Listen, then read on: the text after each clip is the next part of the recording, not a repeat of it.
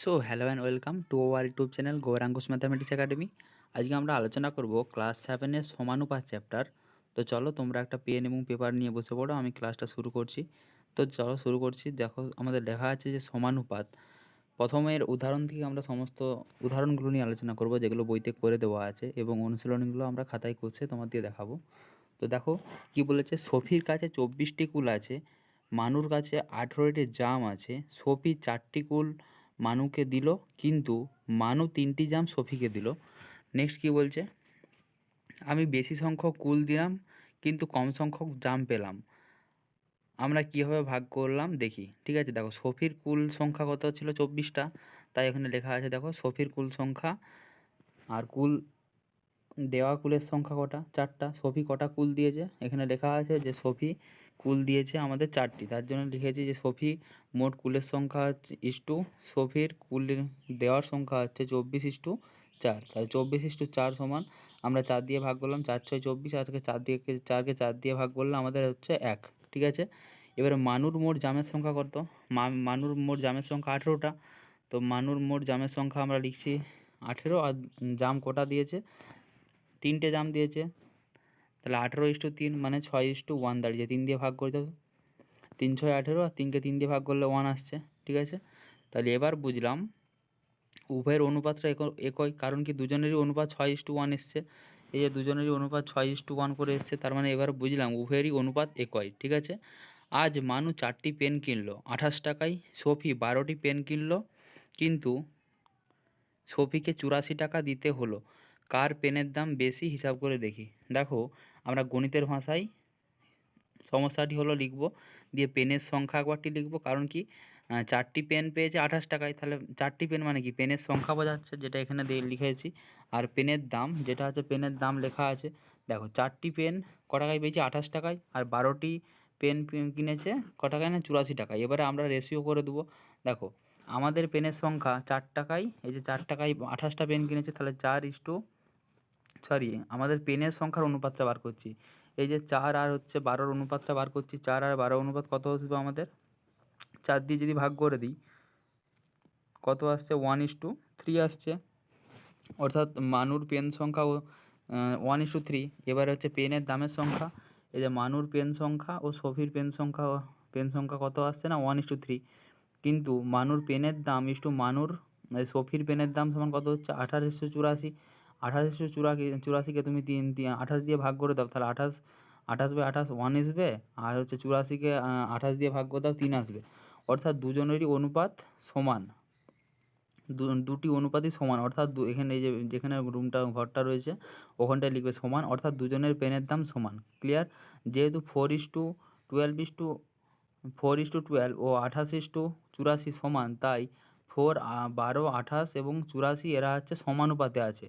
কীভাবে সমানুপাতে আছে এটা হচ্ছে পরে বুঝতে পারবে, কারণ হচ্ছে দুজনের অনুপাতটা যেহেতু সমান হচ্ছে, অর্থাৎ পেন সংখ্যার অনুপাত 4:12 সমান 1:3 দাঁড়িয়েছে, আর পেনের দাম 28:84 সমান 1:3 দাঁড়িয়েছে। যেহেতু দুটোর অনুপাতই সমান হয়েছে, তাই এরা সমানুপাতে রয়েছে। এটাই হচ্ছে আমাদের সমানুপাতের মেন ধারণা। ঠিক আছে, তাই দেখো এখানে লেখা আছে যে লিখব 4:12 সমানুপাত 28:84। যেহেতু 4 12 84 28 84 সমানুপাতে আছে, তাই এর পদগুলি যেমন 4:12 28:84 সমানুপাতি পদ। ঠিক আছে, এগুলো সমানুপাতের পদ। এখানে 4 হলো ড্যাশ পদ, 4টা আছে কি প্রথমে রয়েছে, তাই লিখবে প্রথম পদ। 12 হচ্ছে দ্বিতীয়তে আছে, তাই লিখবে 12 হচ্ছে দ্বিতীয় পদ। এবং 28 হচ্ছে তৃতীয়তে রয়েছে, তাই 28 হচ্ছে তৃতীয় পদ। আর 84 রয়েছে চতুর্থ পদে, তাই 84কে লিখবে চতুর্থ পদ। নেক্সট দেখো এখানে কি দিয়েছে, 4 ও 84 এর অন্য নাম আছে। 4 ও 84কে এই সমানুপাতের ড্যাশ পদ বলা হচ্ছে। কত নম্বর পদে আছে দেখো, 4 এবং 84। 4 এবং 84 প্রথমে 4 রয়েছে, আর 84 চতুর্থ রয়েছে, তাহলে প্রথম এবং চতুর্থ পদে রয়েছে, এদেরকে বলা হচ্ছে প্রথম, অর্থাৎ প্রান্তীয় পদ বলা হচ্ছে। দেখো ওরা প্রান্তের দিকে রয়েছে, মানে শেষের দিকে রয়েছে, এদিকে প্রথম ওদিকে শেষ, তাহলে এদিকে প্রান্তীয় পদ বলা হয়। আর 12 আর 28কে বলা হচ্ছে মধ্যপদ, সেটাই এখানে লেখা হবে। দেখো আর 4 ও 84কে এই সমানুপাতের প্রান্তীয় পদ বলা হয়, আর এখানটায় লিখবে 12 ও 28কে বলা হয় মধ্যপদ। ক্লিয়ার, তো প্রথম পদ ইন্টু চতুর্থ পদ মানে প্রথম পদের সঙ্গে চতুর্থ পদ যদি গুণ করো, দ্বিতীয় পদের সঙ্গে তৃতীয় পদ গুণ করলে এটা সমান হবে। দেখো 4-এর সঙ্গে যদি 84 গুণ করো যেই সংখ্যাটা আসবে, 12-এর সঙ্গে 28 গুণ করলে সেই সংখ্যাটাই আসবে। ঠিক আছে, গুণ করে দেখবে, তোমরা বুঝতে পারবে। নেক্সট হচ্ছে, বলছে আজ আমার বাবা সকালবেলা 5 কিগ্রা চাল ক টাকায় কিনেছে? 255 টাকায় কিনে এনেছেন। কিন্তু আমার কাকা 410 টাকায় 10 কিগ্রা চাল কিনেছেন। দুজনের একই দামে চাল কিনেছেন কিনা হিসাব করে দেখি। তার জন্য কি করবে না, প্রথমে হচ্ছে বাবার কেনা চালের পরিমাণ কত, 5 কিগ্রা বাবা কিনেছে, আর কাকা কেনা চালের পরিমাণ কত, 10 কিগ্রা। তাদের অনুপাতটা বার করেছি, যে বাবার কেনা চাল ইস্টু কাকার কেনা চাল সমান বাবা কিনেছে 5 কিগ্রা আর কাকা কিনেছে 10 কিগ্রা, তাহলে 5:10 সমান 5 দিয়ে ভাগ করে দাও, তাহলে কত দাঁড়াবে 1:2। আর বাবার কেনা চালের দাম ও কাকার কেনা চালের দাম, বাবা ক টাকায় কিনেছে 255 টাকায়, আর কাকা কিনেছে ক টাকায় 410 টাকায়। তাহলে 255 × 410 সমান 51 আমাদের কত দেওয়া আছে, 82 দেওয়া আছে। এবারে বলো 1:2 মানে 5:2 মানে 1:2, আর 51:82 এই দুটো কি অনুপাত সমান? সমান নয়। দেখছি অনুপাত দুটি সমান নয়, অর্থাৎ পদ চারটি সমানুপাতে নেই। ঠিক আছে, পদ চারটি সমানুপাতে নেই, তাই বাবা ও কাকার কেনা চালের দাম আলাদা। ক্লিয়ার? নেক্সট 26-এর অঙ্কটা, 6 সেমি ও 8 সেমি লম্বা দুটি ছায়ার দৈর্ঘ্য যথাক্রমে 15 সেমি ও 20 সেমি হয়। দেখো এই যে ছবিটা দেওয়া আছে, যে 8 সেমির দৈর্ঘ্য 8 সেমি, এই যেটা হচ্ছে 8 সেমি লম্ব আকার রয়েছে, তাহলে এই একটা তুমি হচ্ছে রোদের সময় একটা যদি একটা খুঁটা গেড়ে থাকো মাটিতে, দেখবে একটা ছায়া পড়বে, সেটা হচ্ছে এই নিচের দিকে যেটা পড়ছে সেটা ছায়া।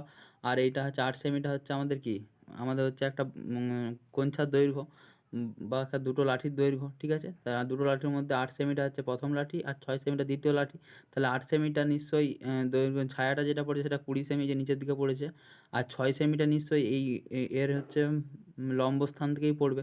6 সেমিটার দৈর্ঘ্য হচ্ছে 15 সেমি, সেটাই বলেছে যে 6 সেমি ও 8 সেমি লম্বা দুটি লাঠির ছায়ার দৈর্ঘ্য যথাক্রমে 15 সেমি ও 20 সেমি। লাঠির দৈর্ঘ্যের সাথে ছায়ার দৈর্ঘ্যের অনুপাত সমান কিনা দেখি। ঠিক আছে, তো লাঠির দৈর্ঘ্যের অনুপাত কত, 6:8। লাঠির দৈর্ঘ্যগুলো বার করো, লাঠির দৈর্ঘ্য অনুপাতটা বেরিয়েছে 6:8, তাহলে অনুপাতটাকে আমরা সিম্পলিফাই করলাম, কত দিয়ে ভাগ করেছি, 2 দিয়ে ভাগ করেছি, তাহলে 6কে 2 দিয়ে ভাগ করে 3, আর 8কে 2 দিয়ে ভাগ করলে 4। ক্লিয়ার? আর লাঠি দুটির ছায়ার দৈর্ঘ্যের অনুপাত কত, ছায়ার দৈর্ঘ্য অনুপাত একটা হচ্ছে বেরিয়েছে 15, একটা হচ্ছে 20, তাহলে 5 দিয়ে ভাগ করেছি, 5×3 = 15, 4×5 = 20, তাহলে 3:4 হচ্ছে আমাদের ছায়া দুটির অনুপাত। ঠিক আছে, তাহলে অনুপাত দুটি সমান, তো 3:4 আর 3:4 তো সমান, আর তাই লেখা আছে যে দুটি অনুপাত সমান, অর্থাৎ লাঠির দৈর্ঘ্য ও তার ছায়ার দৈর্ঘ্য সমান আছে। ওই ঘরটায় তুমি লিখবে যে সমান আছে। ঠিক আছে, নেক্সট হচ্ছে আমরা এই নিজে করি 3.1-এ, আমরা 3.1 আমরা কোষে তোমাদেরকে আলোচনা করব। নেক্সট হচ্ছে আমরা শুধু কেবল উদাহরণগুলো নিয়ে আলোচনা করছি।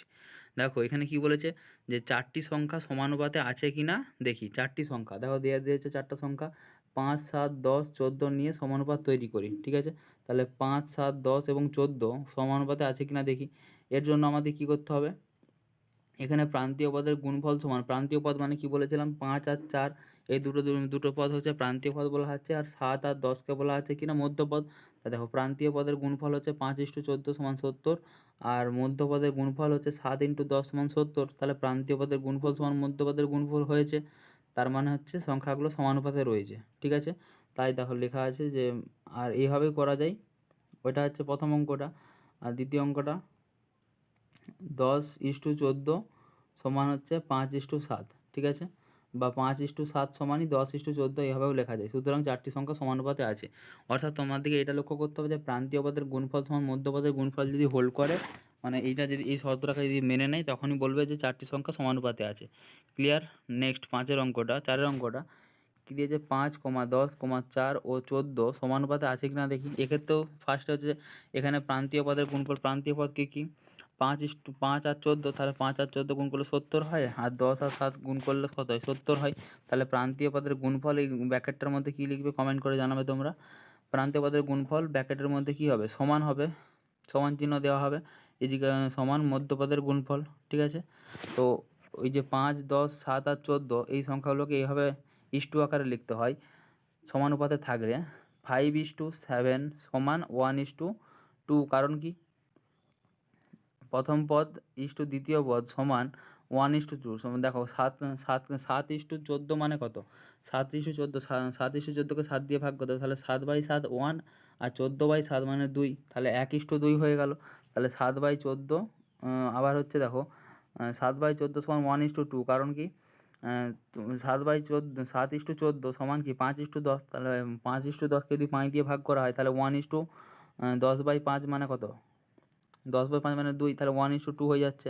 যেহেতু দেখো 5:10 সমান 1:2, আবার 7:10 সমানই 1:2, তার মানে দুটো অনুপাত হচ্ছে আমাদের এই দুটো অনুপাত সমান এবং 4টি সংখ্যা সমানুপাতে আছে আমরা বলতে পারি। ঠিক আছে, তাই লেখা আছে যে 4টি সংখ্যা সমানুপাতে আছে। নেক্সট বলছে 5, 7, 14, 10 সমানুপাতে আছে কিনা। এক্ষেত্রে হচ্ছে প্রান্তীয় পদ, এখানে প্রান্ত পদগুলো হচ্ছে 7 × 10 70, আর মধ্যপদ 5 × 14 সমান 70, তার প্রান্তীয় পদের গুণফল সমান মধ্যপদের গুণফল। একইভাবে ওইটাই করা আছে। 5 আর প্রথম দুটো পদ, প্রথম আর দ্বিতীয় পদের অনুপাত সমান, প্রথম দ্বিতীয় পদের অনুপাত সমানই তৃতীয় আর চতুর্থ পদের অনুপাতটা দেওয়া আছে। এবারে প্রথম দুটো পদের প্রথম দুটো পদের অনুপাত দিয়ে সমানুপাত চিহ্ন দেওয়া আছে, দিয়ে 14:10 করা আছে। তাই হচ্ছে 7, 5, 14, 10 সমানুপাতে আছে আমরা বলতে পারি। ঠিক আছে, নেক্সট হচ্ছে 6-এর দাগ। 10, 5, 14 আর 7 সমানুপাতে আছে কিনা দেখি। 10:5 মানে কত? 2:1, কারণ কি তুমি 5 যেটা ভাগ করো তাহলে 5/2 মানে 10/5 মানে 2, আর 5/5 মানে 1, তাহলে 2:1 হলো। আর 14/7 সমান 7 দিয়ে ভাগ করলে, 14কে 7 দিয়ে ভাগ করলে 2, আর 7কে 7 দিয়ে ভাগ করলে 1।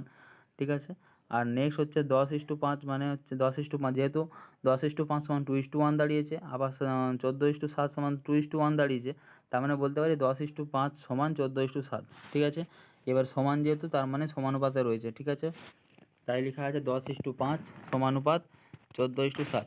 ঠিক আছে, 4টি সংখ্যা সমানুপাত থাকবে যদি প্রান্তীয় পদের গুণফল সমান মধ্যপদের গুণফল হয়। এই যে হেডিংটা ভালো করে মনে রাখবে।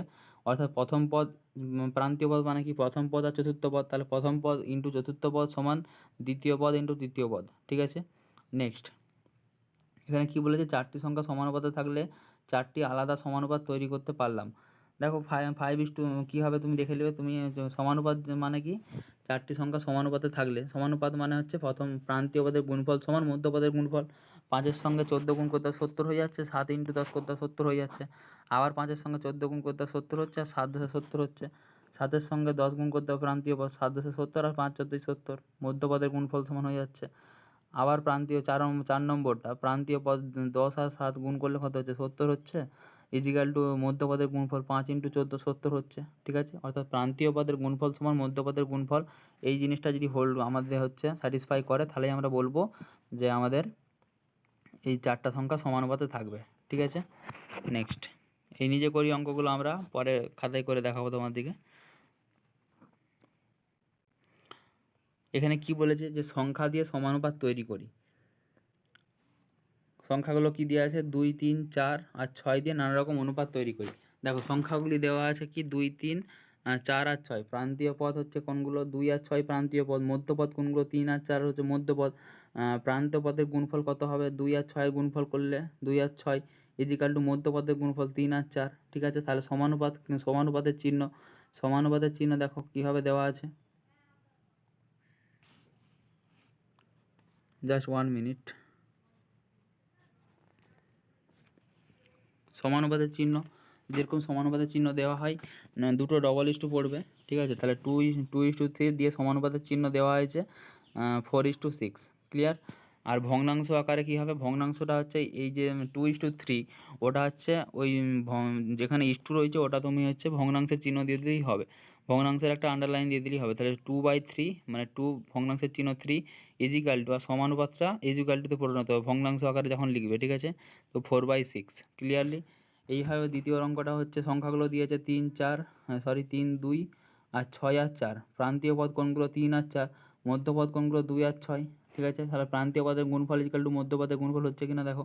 প্রান্তীয় পদ কত আছে? 2, 3 আর 4, তাহলে 3, 4 12, আর 2 × 6 সেটাও 12 হচ্ছে।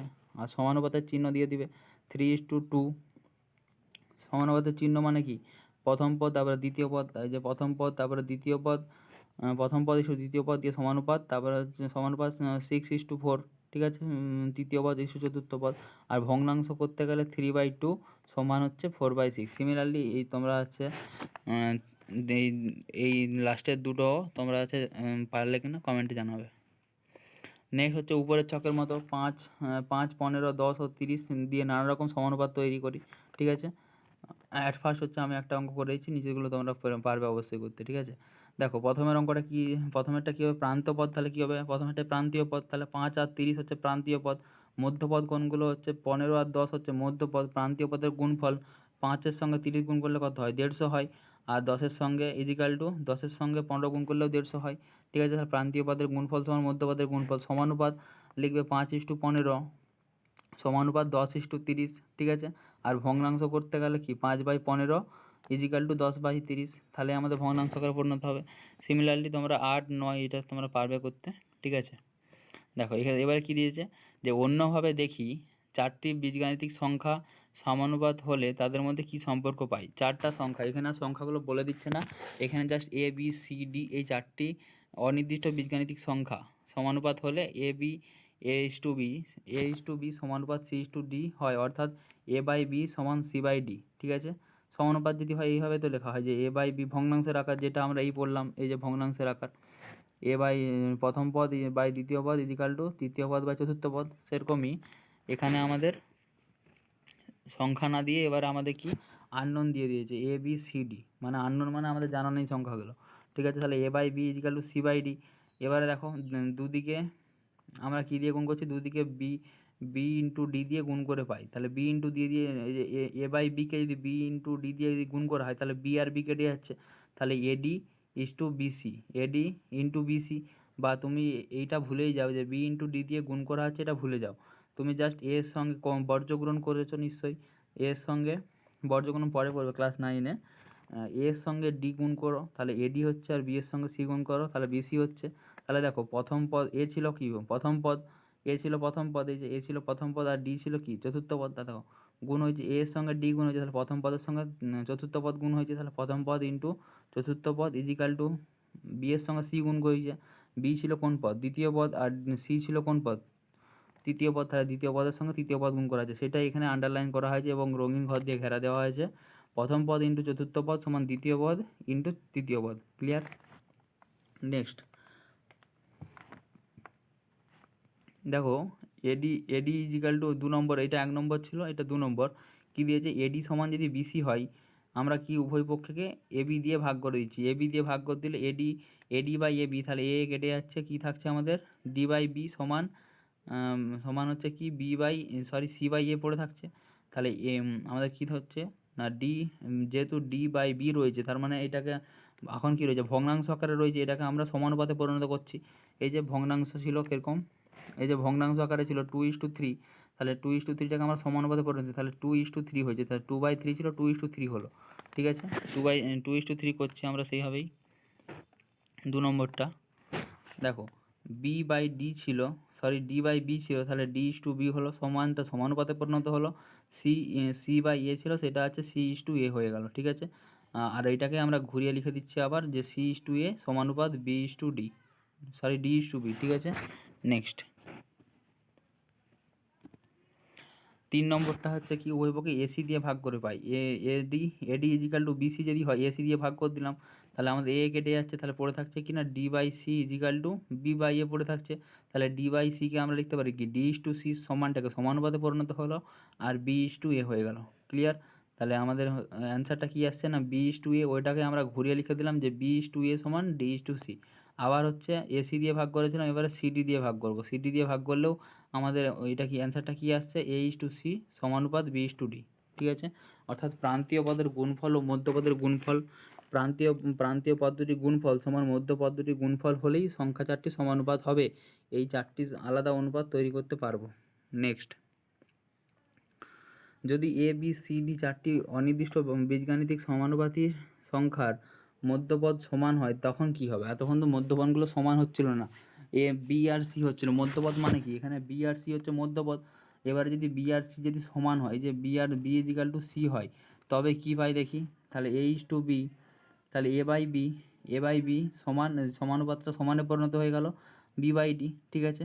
তাহলে আমরা দেখতে পাচ্ছি যে বর্জ্যগ্রহণ যদি করে দিই, তাহলে হচ্ছে কি এ এর সঙ্গে ডি গুণ করে দিলে এডি, আর বি এর সঙ্গে বি গুণ করলে বি স্কোয়ার হবে, তাহলে অতএব বি² ইজিক্যাল টু এডি হবে। উভয় দিকে যদি আমরা বিডি দিয়ে গুণ করে পাই, বিডি দিয়ে যদি গুণ করে দিই, আমাদের কী থাকছে আবার উভয় পক্ষে বিডি দিয়ে গুণ করলেও এটা হচ্ছে এটা আসবে, বা হচ্ছে তুমি যদি এমনি নর্মালি এর সঙ্গে ডি গুণ করো তাহলে এডি হচ্ছে, আর বি এর সঙ্গে বি গুণ করো তাহলে বি স্কোয়ার হয়ে যাচ্ছে, ঠিক আছে।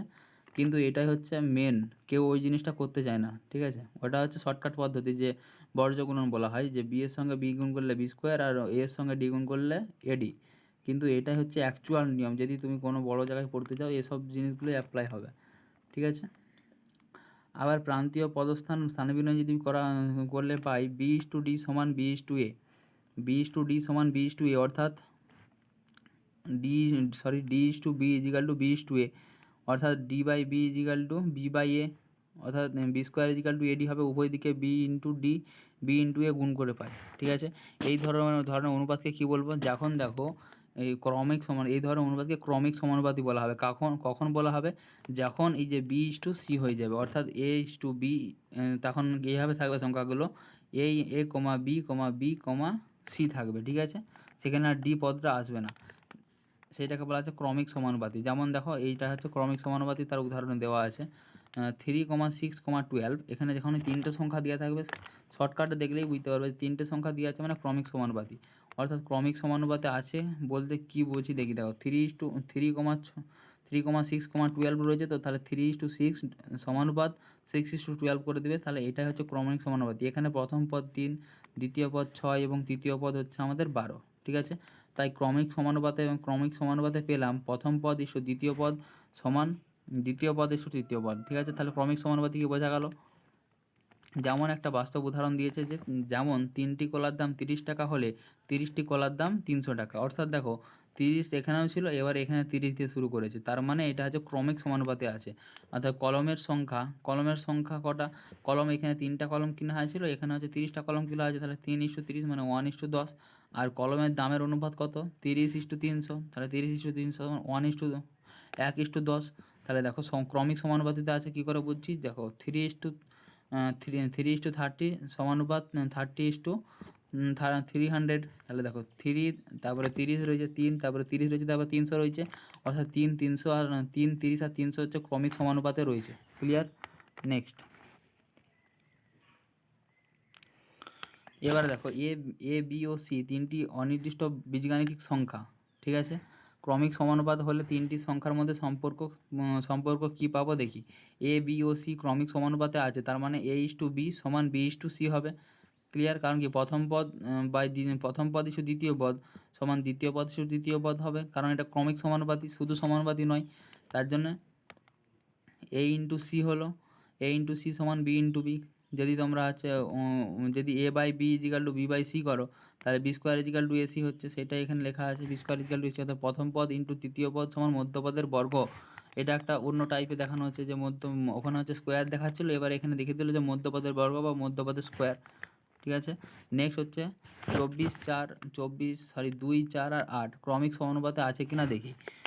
ক্রমিক সমানুপাতে থাকার জন্য কি না, মধ্যপদের স্কোয়ার ইজিক্যাল টু প্রথম ইন্টু তৃতীয় পদ, তাই তো। তাহলে দেখো 4 স্কোয়ার মানে কত, মধ্যপদ এখানে কত 4 রয়েছে, অঙ্কটা সলিউশন পরে দেখবে, আগে একটু নিজে ভাবো যে মধ্যপদ হচ্ছে কি রয়েছে 4, এখানে মধ্যপদের স্কোয়ার কত, 4 স্কোয়ার কত 16, সমান হচ্ছে প্রথম পদ ইন্টু তৃতীয় পদ 2 × 8, তাহলে 2 × 8 কত হচ্ছে 16 হচ্ছে, তাহলে 4 স্কোয়ার ইজিক্যাল টু 16, আবার 2 × 8 সমান 16, তার মানে কি তিনটি সংখ্যা ক্রমিক সমানুপাতে রয়েছে।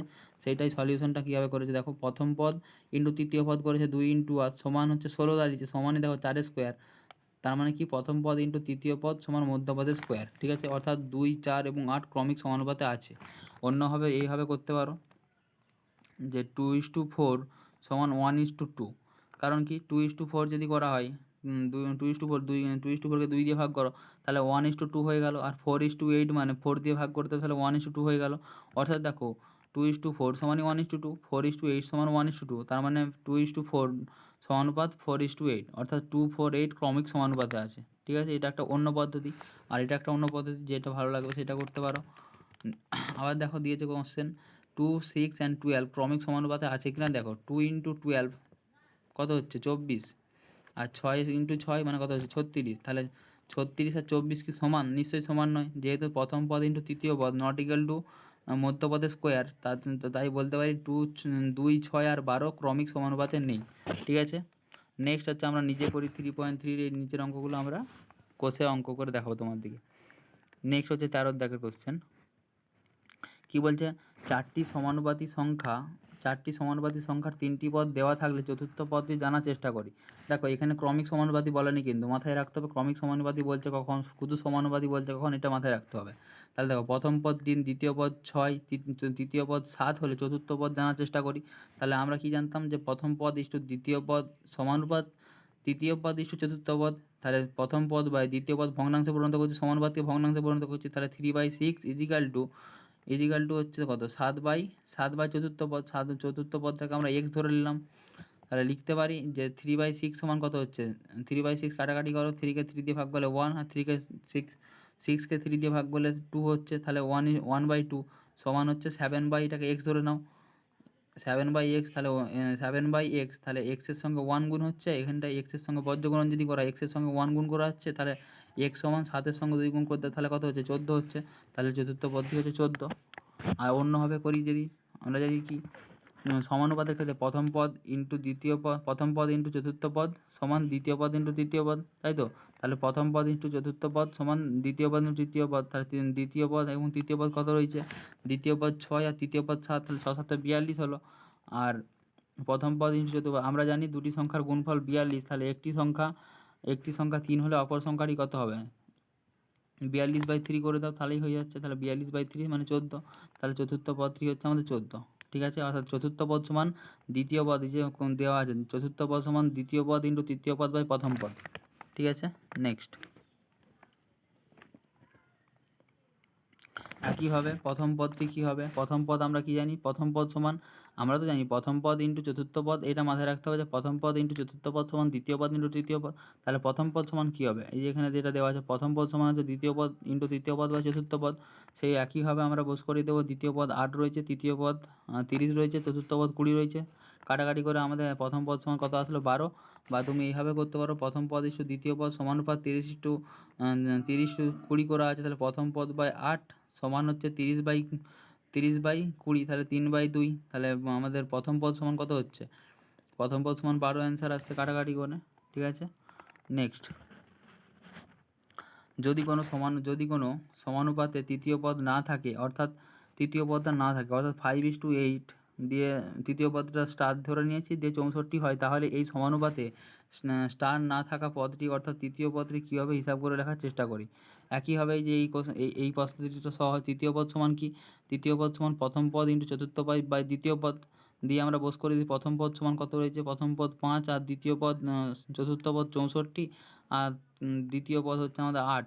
তাহলে বোস করে দিয়েছি 64/8 রয়েছে, মানে 8 × 8 = 64, 8 আর 5 × 8 = 40, অ্যান্সারটা হচ্ছে আমাদের 40। আর এই পদ্ধতিতেও আমাদের হবে।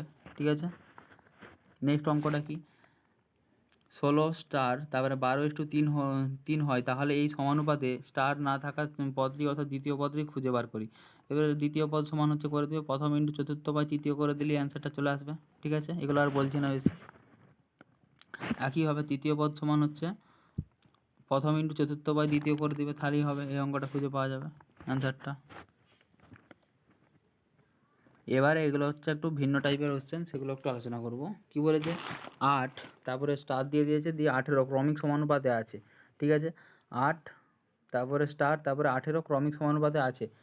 স্টার না থাকা সংখ্যা ধনাত্মক পদটি, অর্থাৎ মধ্যপদটি খোঁজার চেষ্টা করি। আর যেহেতু আমরা কি জানি যে 8 স্টার এবং 18 ক্রমিক সমানুপাতে আছে, তাই মধ্যপদের স্কোয়ার ইজিক্যাল টু 8 × 18।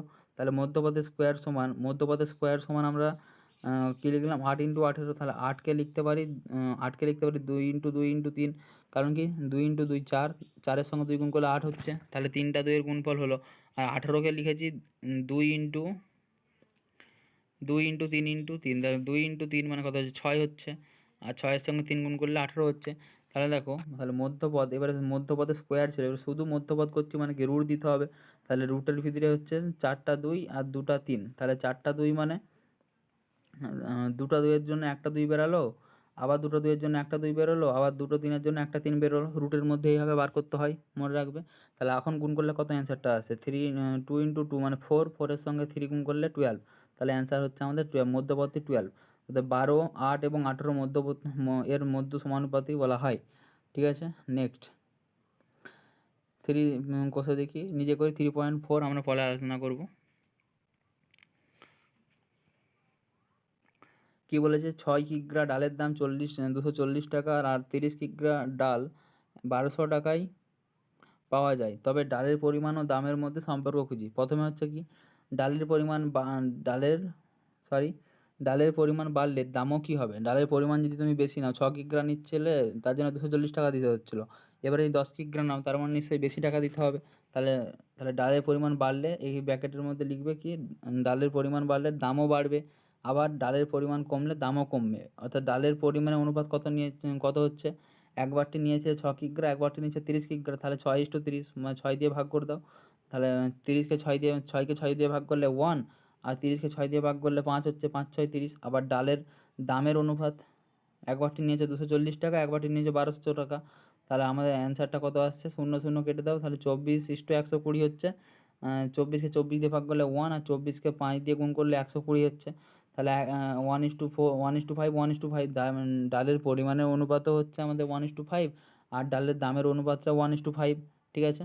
তাহলে দুটো অনুপাত যেহেতু সমান, অর্থাৎ অনুপাতটা আমাদের সম্পর্ক, ডালের পরিমাণ ও দামের মধ্যে সম্পর্ক এরা কি সমানুপাতে রয়েছে। ডালের দাম এবং ডালের পরিমাণ সমানুপাতে রয়েছে, এটা লিখতে হবে। দেখো, তাই সেটাই লেখা আছে যে ডালের পরিমাণ ও দাম দুটি রাশির একমুখী বৃদ্ধি বা হ্রাসে, অর্থাৎ পরিমাণ বাড়লে দাম বাড়ে বা পরিমাণ কমলে দাম কমে, যে সমানুপাত তৈরি হয়েছে সেটি সরল সমানুপাত। অর্থাৎ কোনো জিনিসের পরিমাণ যদি বাড়াই, তার দামও যদি বাড়ে, তখন সেটাকে বলা আছে সরল সমানুপাত। অর্থাৎ ডালের পরিমাণ ও ডালের দাম সরল সমানুপাতে আছে। নেক্সট, এখানে দেখো কোশ্চেনগুলো দিয়েছে কি, 15 মিটার ছিট কাপড়ে 5টি ফ্রক তৈরি হলে 2টি ফ্রক তৈরি করতে কত মিটার কাপড় লাগবে হিসাব করে লিখি।